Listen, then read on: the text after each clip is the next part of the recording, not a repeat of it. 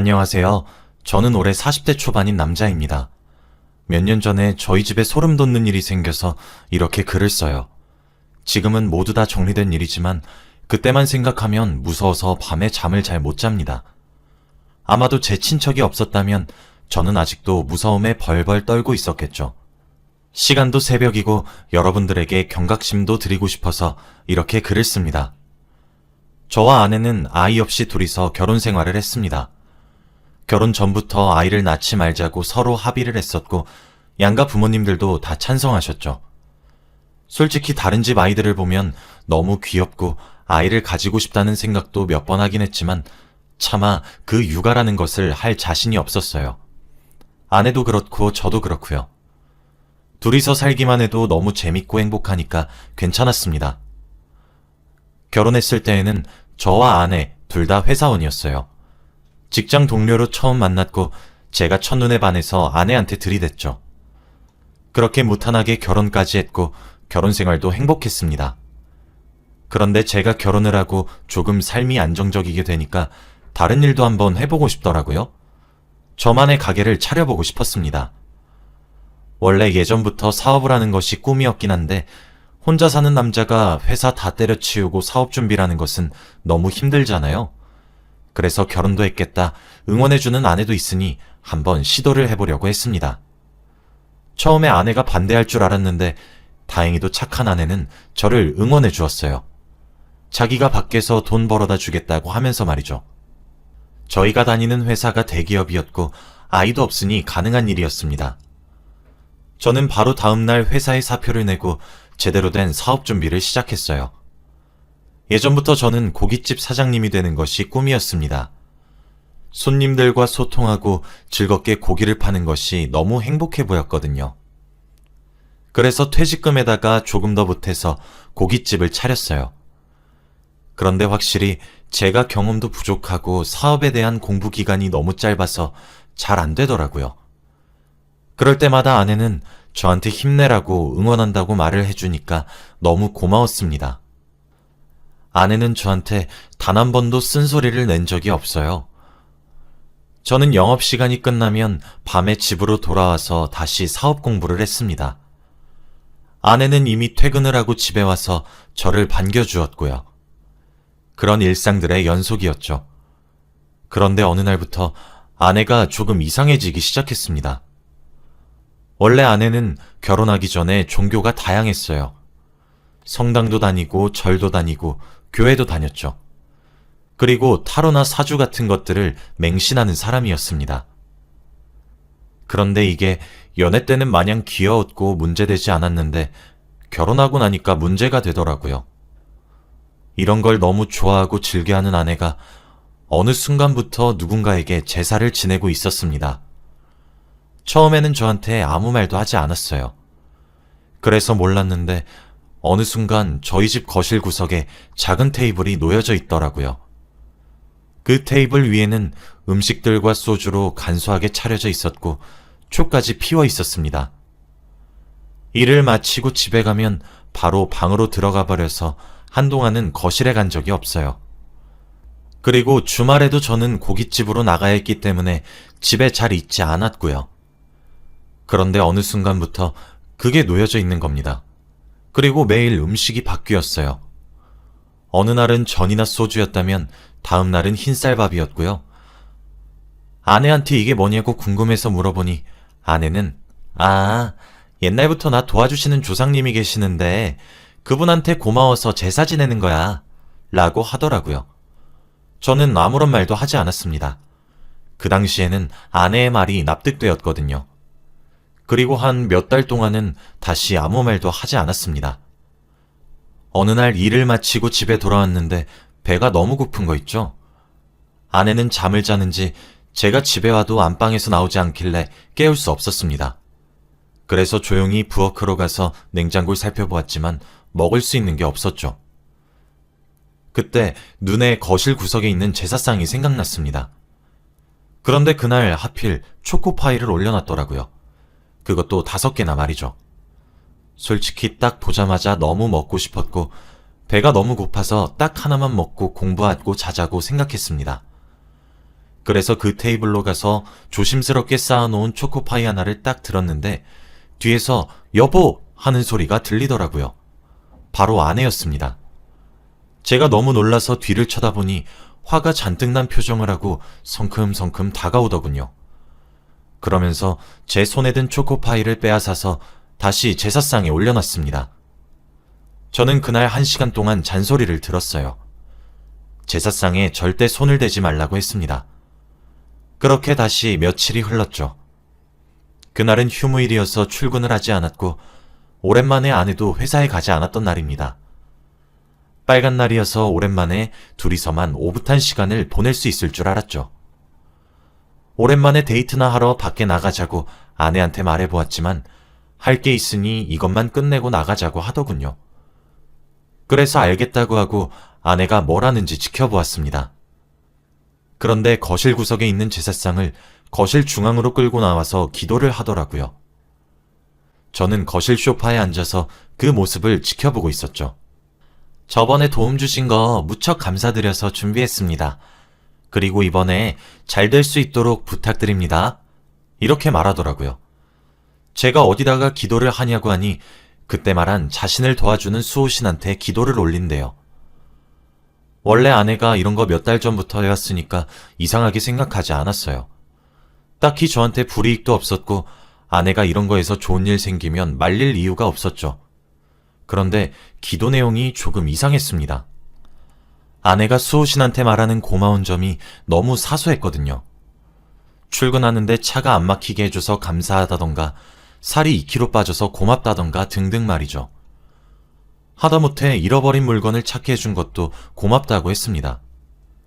제 머리로는 도저히 이해가 되지 않았죠. 이런 일들은 기도를 하지 않아도 일상 속에서 생길 수 있는 일 아닌가요? 처음으로 아내가 진심을 담아서 기도를 하는 모습을 보는데 조금 많이 낯설었습니다.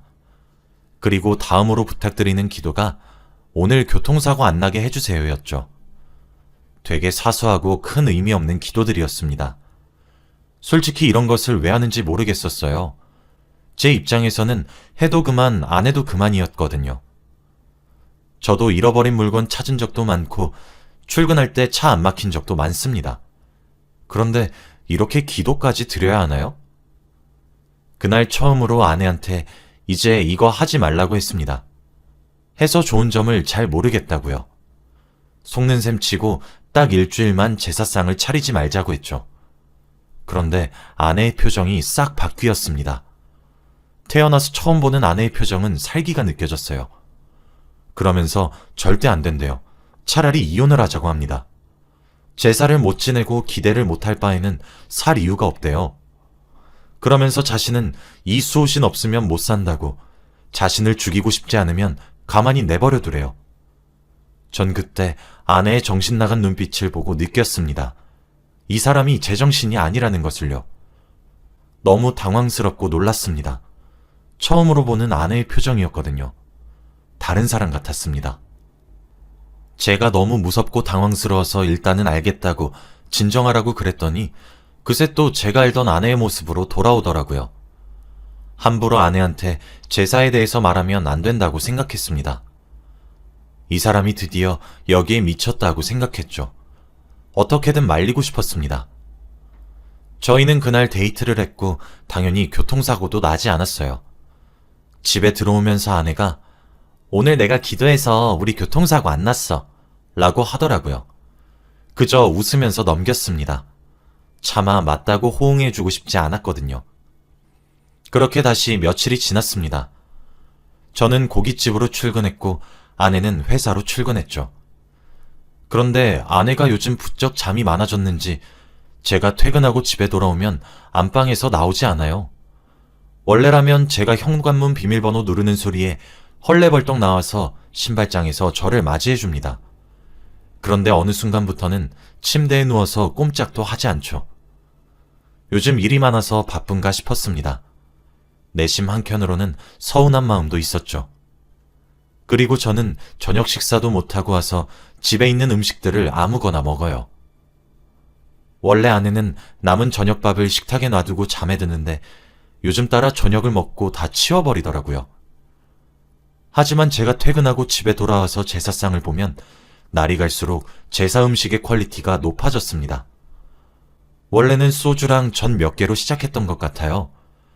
그런데 이제는 제가 감히 먹기도 힘든 랍스터나 전복, 그리고 비싼 양주까지 놓여져 있어요. 양주도 일반 양주가 아니라 구하기 굉장히 힘든 것으로 말이죠. 재료만 비싸진 게 아니라 양도 많아지더라고요. 저한테는 이렇게 소홀하면서 제사는 열심히 지내는 아내가 조금 미웠습니다. 제사 음식에 반만이라도 남겨놓으면 얼마나 좋나요? 솔직히 처음에는 참고 넘길 수 있었지만 몇 달이 되니까 힘들더라고요. 매일 퇴근길에 편의점에 들러서 편의점 음식을 사오는 것도 지쳤습니다. 그리고 저 많은 음식들을 다 어떻게 치우는지도 궁금했죠. 아내 혼자서 먹기에는 너무 많은 양이었을 뿐더러 다음 날이 되면 집에 흔적도 없이 사라졌거든요. 음식은 먹었다고 쳐도 비싼 양주는 먹을 수 없잖아요. 그래서 다음 날 아내한테 솔직히 말하기로 했어요. 제사상에 차린 음식들을 다 어떻게 처리하냐고 말이죠. 그런데 아내한테 대답을 들어보니 정말 놀랍더군요. 그 음식들을 다 버린대요. 그 비싸고 값진 음식들을 전부 다요. 전복이랑 랍스터나 비싼 양주 같은 걸 어떻게 버릴 수 있나요? 너무 아깝지 않습니까? 차라리 퇴근하고 온 나한테 먹이던지 왜 그걸 버리냐고 저도 모르게 한순간 욱해서 말을 해버렸어요. 그런데 아내는 오히려 덤덤했습니다. 수호신이 먹으셨는데 어떻게 당신을 줘? 먹었던 음식을 당신한테 먹일 순 없잖아. 아내는 정말 그 신이라는 존재에 미쳐 있었습니다. 귀신이 음식을 먹나요? 정말 답답하고 환장할 지경이었습니다. 그럼 앞으로 남겨놔. 그 수호신인지 뭔지 아는 사람이 먹다 남은 거 내가 다 먹을게. 안 돼. 그럼 기도한 거 아무 소용이 없어지잖아. 그 음식은 오로지 수호신을 위해 차린 거야. 그래서 수호신만 먹어야 해. 아내와 대화가 되지 않았습니다. 대화를 하면 할수록 화가 치밀어 올랐어요. 힘들게 번 돈으로 비싼 음식을 사서는 그걸 다 버리다뇨. 너무 아까웠습니다. 그리고 그날부터 아내와 제사에 관한 이야기는 일절 하지 않았어요. 말을 할 때마다 싸우고 사이가 나빠지고 제 기분이 상해서 꺼내고 싶지 않았습니다. 그렇게 몇 주가 흘렀는데 어느 날 갑자기 아내가 유독 그날따라 기분이 좋아 보이더라고요. 원래 출근 준비를 할 때면 아내는 출근하기 싫다고 찡찡대는데 그날따라 좋은 꿈을 꿨는지 하루 종일 웃고 있었습니다. 그리고 콧노래도 부르고 저한테 다정하게 대해주더라고요. 당신 무슨 좋은 일 있어? 아침부터 왜 이렇게 웃어? 아, 내가 오늘 좋은 꿈을 꿨거든. 왜? 무슨 좋은 꿈이길래 그래? 나한테도 알려줘. 아내는 저한테 자신이 꾼 꿈에 대한 이야기를 알려주었습니다. 그런데 왠지 모르게 이상했어요. 아내는 꿈에서 수호신이 나왔다고 했습니다. 그런데 수호신이 자신의 이야기를 들어줬대요. 아내가 조잘대면서 수호신한테 앞으로 이렇게 살고 싶다면서 이것저것 말을 했다고 합니다. 그런데 그걸 수호신이 기분 좋게 들어줬대요. 하지만 여기서 끝이 아닙니다. 수호신이 방금 말한 거 다 들어줄 테니 대신 자기가 부탁한 거 딱 한 가지만 해달라고 했대요. 그러니까 수호신이 아내한테 부탁을 한 거죠. 아내는 말만 하라면서 뭐든 해주겠다고 말을 했고 수호신의 부탁을 들었다고 합니다. 그래서 그걸 오늘 밤에 할 거래요. 아내한테 수호신이 무슨 부탁을 했냐고 물어보니 아내는 비밀이라고 합니다. 절대 말을 해서는 안 된다고 했대요. 왠지 모르게 소름이 돋았습니다. 아내를 막아야 할 것 같은 불안한 기분이 엄습했죠. 아내는 기분 좋게 출근을 했고 저는 집에 남아서 곰곰이 생각했습니다. 아무리 생각해도 이건 아닌 것 같았어요. 최근 들어서 아내의 몸이 점점 마르고 다크서클도 내려오는 게 조금 이상하긴 했는데 설마 이런 제사 때문에 그런 건 아닐까 하고 걱정이 되던 그때 전화벨 소리가 울렸습니다. 전화를 건 사람을 보니 친척이었어요. 저와 칠촌 사이인 고모였습니다. 고모는 무당일을 하고 계세요. 명절에도 왕래가 없고 집안에 큰 행사가 아니면 볼 일이 없어서 거의 남이나 마찬가지인 관계입니다. 전화번호만 저장이 되어 있죠. 당연히 전화도 한 번도 한 적이 없고요. 그런데 뜬금없이 무당인 고모가 전화가 오더라고요. 전화를 받으니 뜬금없이 고모는 저한테 화를 냈습니다. 야, 네 와이프 지금 하려는 거 당장 그만두라고 해. 집에서 그런 짓 함부로 하는 거 아니야.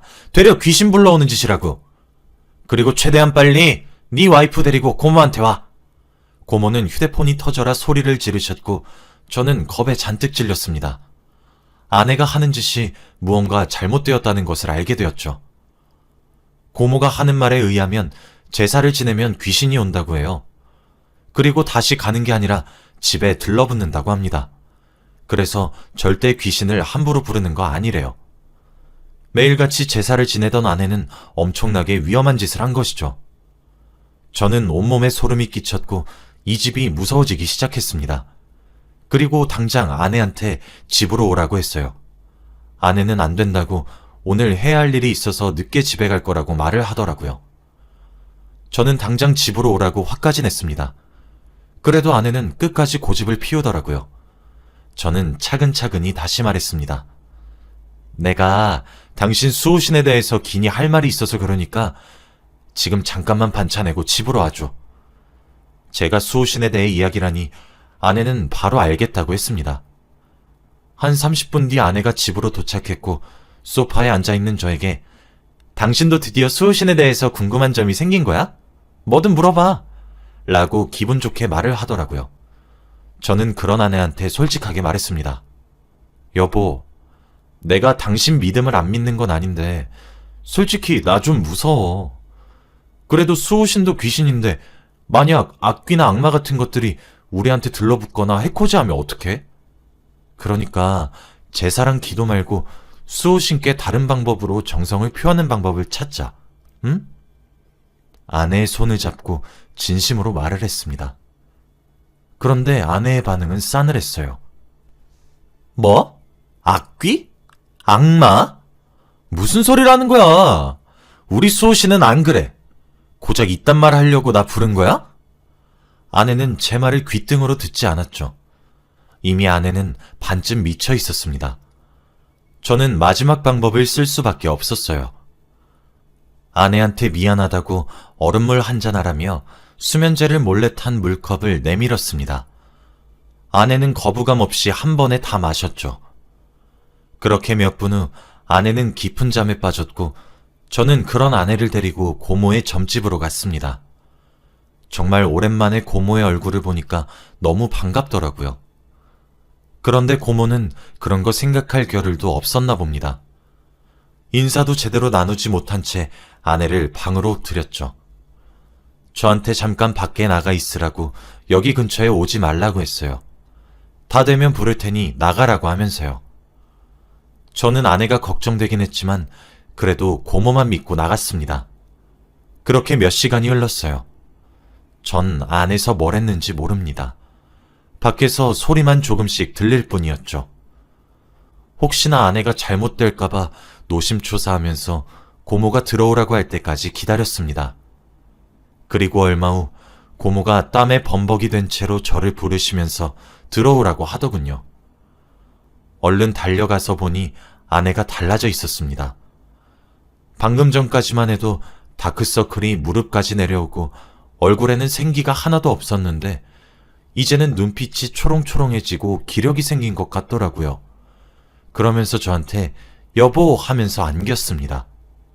정말 신기했어요. 아내는 원래 밥도 잘 안 먹고 하루 종일 누워 있었는데 이제 배가 고프다고 하는 겁니다. 그래서 고모가 아내를 위해 밥을 차려주셨고 아내가 밥을 먹는 동안 저와 고모는 이야기를 나누었어요. 도대체 어떻게 된 건지 말이죠. 그런데 내용은 정말 충격적이고 소름 돋았습니다. 네 와이프가 지낸 제사 때문에 떠들던 귀신 몇 명이 네 와이프 등에 철썩 붙어서 기를 다 뽑아가고 있었어. 그런 제사 함부로 하는 거 아니야. 그리고 좋게 좋게 타일러서 보냈으니까 다시 안 올 거야. 그리고 너 하는 고깃집도 아마 잘 될 거고. 네 와이프 잡기 부른 거야 이놈아. 고모의 말을 듣고 온몸에 소름이 돋았고 너무 감사했습니다. 아마 고모가 안 계셨다면 저는 아내를 돌릴 수 없었겠죠. 그리고 고모의 말에 의하면 아내는 예전에 제사를 지내고 했던 것을 기억하지 못한대요. 참 신기한 일입니다. 그리고 만약 저녁에 수호신이 부탁한 것을 했다면 지금 이 세상에 아내는 없었을 거래요. 천만다행이라고 생각합니다. 지금 생각해도 소름 돋고 너무 무서운 일인 것 같아요. 고모에게 연신 감사의 인사를 드리고 밥을 먹고 있는 아내 근처로 갔는데 또 한 번 놀랐습니다. 아내는 그동안 못 먹었던 것을 한 번에 다 먹었는지 밥을 7공기나 먹었어요. 고모는 예상했다는 듯이 보고 있었고 저는 너무 놀라서 말을 하지 못했죠. 아무튼 아내는 그날 이후로 제가 알던 원래의 아내로 돌아왔습니다. 그리고 제사는 절대 지내지 않죠. 회사도 열심히 다니고 다른 평범한 아내처럼 지내요. 그리고 제가 아는 고깃집도 입소문이 나서 장사가 잘 됩니다. 다 고모 덕이에요.